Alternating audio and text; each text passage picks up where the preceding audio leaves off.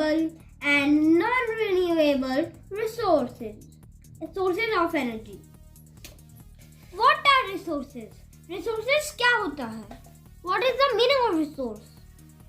All raw materials that we get from nature and use in our daily life are called resources.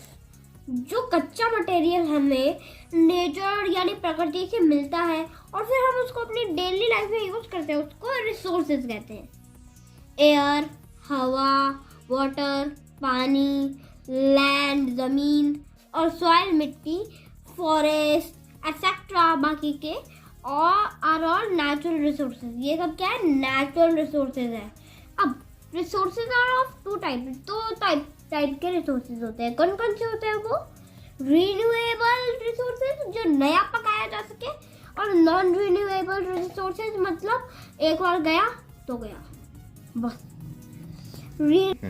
इस कैमरे को देखकर समझाना. Renewable resources मतलब जैसे सूरज हो गया, सूरज से हम रोज धूप ले सकते हैं, रोज नई एनर्जी बना सकते हैं.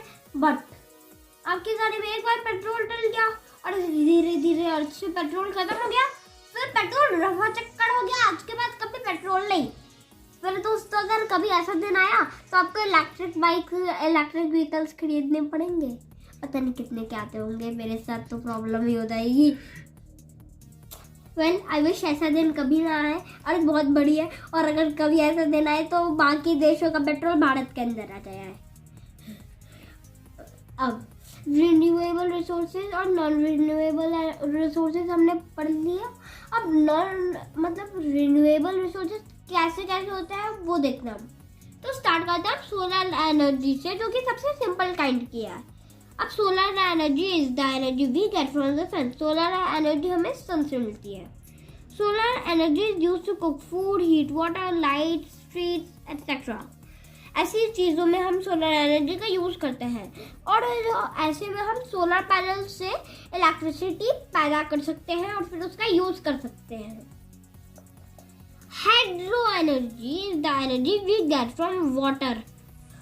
तो फिर जो वाटर है उससे हमें हाइड्रो एनर्जी मिलती है. कौन सी एनर्जी मिलती है? Hydro energy. हाइड्रो एनर्जी हमें किससे मिलती है? वाटर. राइट. सोलर एनर्जी किससे मिलती है? सन. अब हाइड्रो एनर्जी को थोड़ा करीब से समझते हैं. हाइड्रो एनर्जी जो है वो हमें पानी से कैसे मिलती है? पानी में हम पावर प्लांट लगा सकते हैं, तो ऐसे हम पानी से बिजली पैदा कर सकते हैं और फिर उसका यूज़ करते हैं. फिर डैम, आपको पता ही है कि डैम बने होते हैं, तो फिर डैम का यूज़ करके फिर हम ऐसे बना सकते हैं, वाटर से एनर्जी ले सकते हैं. Fine, doubt clear. अब हम चलते हैं विंड एनर्जी की ओर. विंड एनर्जी में के नाम में आपको पता चल रहा है कि ये हमें विंड एनर्जी किससे मिलती है? हवा से. हाँ, हवा से मिलती है हमें विंड एनर्जी. अब ये बहुत अच्छी चीज़ है विंड एनर्जी.